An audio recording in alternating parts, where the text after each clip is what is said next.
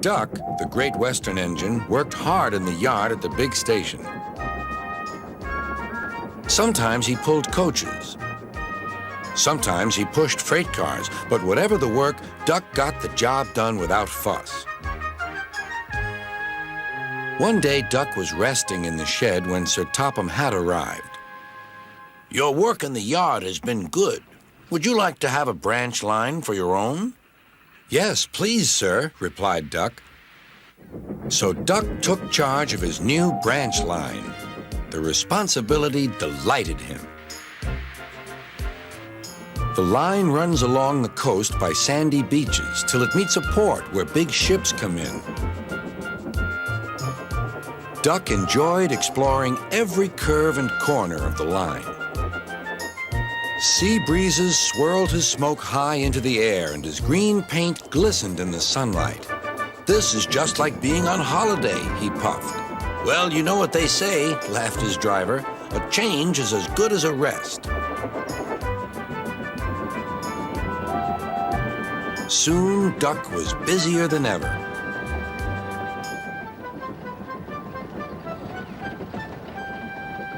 Sir Topham Hatt was building a new station at the port. Duck pulled the heavy freight cars wherever they were needed. Bertie looked after Duck's passengers, and the other engines helped too, but the work took a long time. Noise and dust filled the air. "Don't worry," whistled Toby. "The station's nearly finished." "And on time, too," said Duck thankfully. Duck felt his responsibility deeply and talked endlessly about it. "You don't understand, Donald, how much Sir Topham Hatt relies on me." "Ach, aye," muttered Donald sleepily. "I'm Great Western, and I—" "Quack, quack, quack."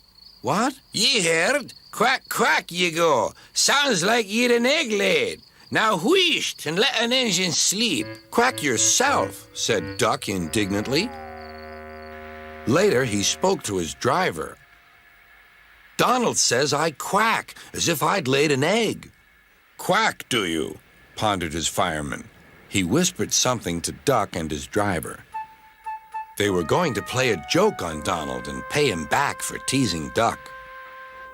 The engines were busy for the rest of the day, and nothing more was said.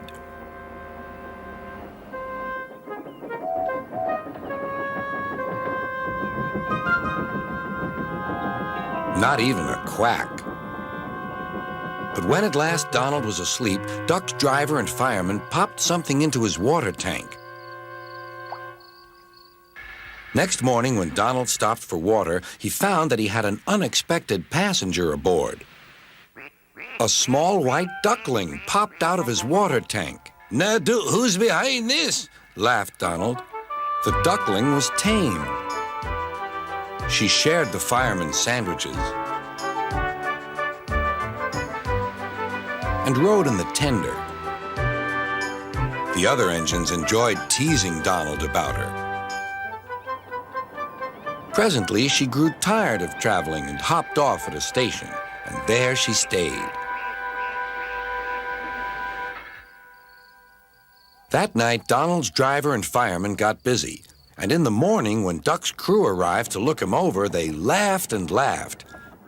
"Look, Duck, look what's under your bunker. It's a nest box with an egg in it." Donald opened a sleepy eye. "Well, well, well, ye must have laid it in the night, Duck, all unbeknownst." Then Duck laughed, too. "You win, Donald. It'd take a clever engine to get the better of you." There's a pond near the duckling station. Here she often swims and welcomes the trains as they pass by. The station master calls her Dilly, but to everyone else, she is always Donald's duck.